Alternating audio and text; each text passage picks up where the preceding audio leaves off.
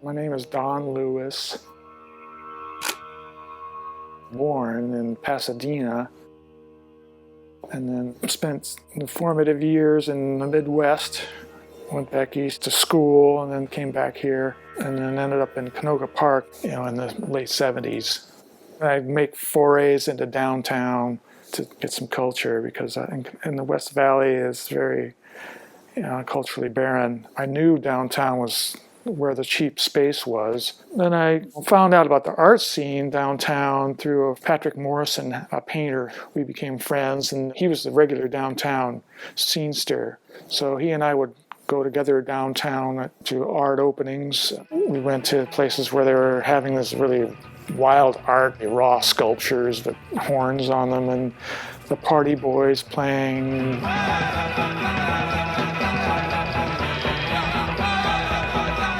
Downtown was very raw, wide open, and abandoned by mankind. And you could do anything you want because no one cared. No one was looking at it. No one was trying to stop you from doing what you wanted to do. I felt like an outsider from the valley. My entry was Patrick Morrison, who was already very connected in downtown, so I was like a sidekick and hung around on the periphery, taking pictures. They probably welcomed me, but I personally didn't feel part of it. May 1990 was the first one I saw. This was right after I had moved downtown, so I was more in touch with what's happening. I was in front of Al's Bar on Traction. That was really exciting. Skip Arnold was wrapped around a telephone pole, his nude body all encased in saran wrap. That was really interesting. I just saw this wad of saran wrap on a telephone pole. I didn't know what it was. And when I touched it, I felt this warm, yielding sensation, like, oh my God, there's a human body under that. I saw, Craig Grady on his xylophone. Down the street, I saw these headlights come on. I heard this loud sound coming out from this car and smoke, and then it comes forward like the movie Christine, where the car becomes animated. Scary. It's this loud, noisy thing coming at me, and that was Blood Office doing their thing. And they came up and turned, and then the car doors opened, and Rick Pork came out with his guitar and Driftwood with his vocals and blood on him and everything. There was pandemonium in the crowd, and everybody didn't know what to do. Socially disruptive, that was their mission, was to destroy any order. It was chaos, and I was drawn to that. I wanted to take pictures of that, and I wanted to get as close as possible to that, and I wanted to be in the center of it,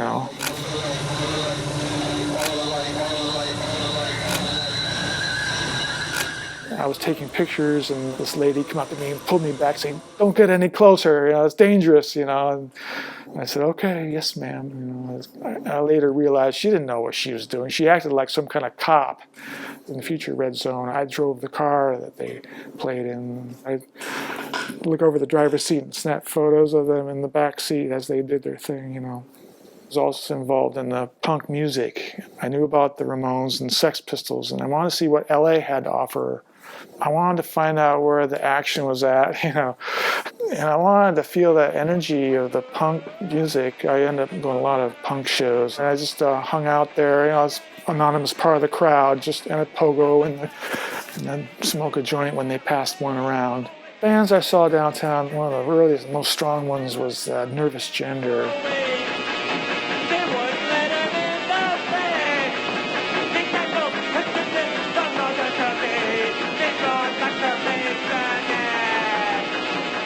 Seeing them in 81 at Al's Bar, that scared the piss out of me. Frightening. This real Nazi, harsh, barking orders kind of guy up there, and really angry, and I felt persecuted, like, oh my God, I felt so small in the face of this fascistic power. It left a mark in my brain, which is good. That's why I like them so much, because they affected me so much. I like that kind of stuff, that really disturbs me. Fat and Fucked Up opened for the Nervous Gender that night, a string quartet playing in a punk club. SPK was another one that really fucked me up bad.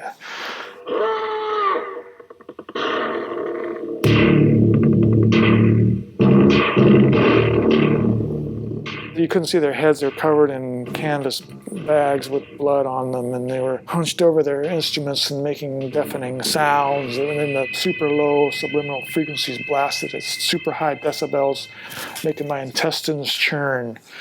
And then the air was filled with smoke, and I couldn't breathe. And sardine-packed crowd.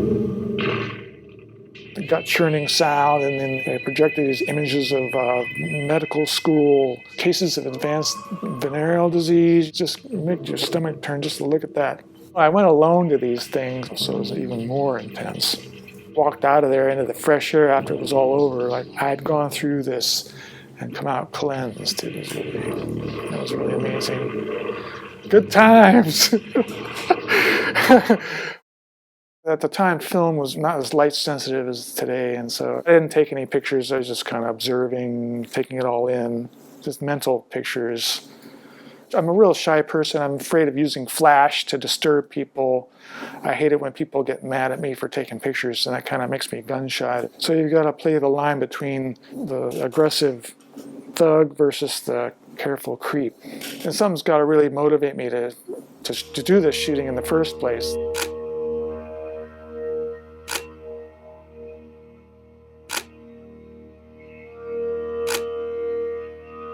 I was using the camera to get close to musicians, and when I finally realized, what am I doing this for, I decided to put down the camera and change my focus. I'm losing hearing from being close to the speakers, taking pictures. I realize I've got finite time to do what I really want to do with my life, music.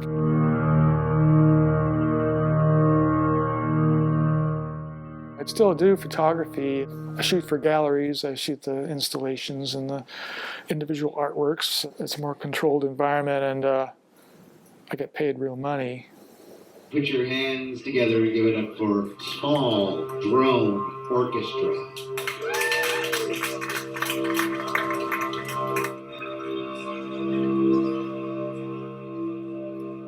I had been playing music this whole time, all my life, and I gravitated toward the experimental. I want complete control, and I tried working with bands and getting people to do what I want. It doesn't work.